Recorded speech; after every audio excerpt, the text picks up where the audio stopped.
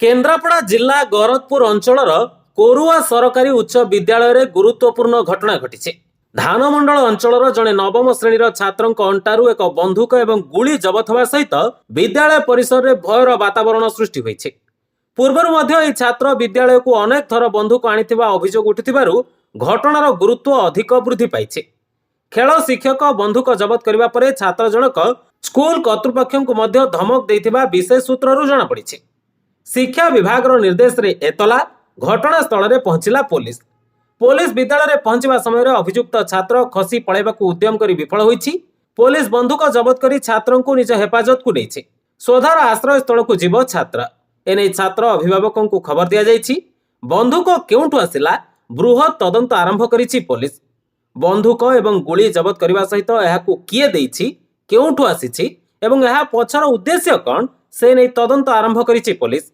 এই ঘটনা পরে অভিভাবকଙ୍କ ମଧ୍ୟରେ ভয় ଓ ଅସନ୍ତୋଷ ବୃଦ୍ଧି ପାଇছে। তবে ବିଦ୍ୟାଳୟ ପରିସରରେ ଶିକ୍ଷା ପରିବେଶ ନିରାପଦ କରିବା ପାଇଁ ପୋଲିସ ଓ ଶିକ୍ଷା ବିଭାଗ ଦୁହିଁଙ୍କୁ ସୁଧାର ଓ ନିରୀକ୍ଷଣ ବଢ଼ାଇବା ଦାବି ଉଠିছে। Bureau report, live live Odia.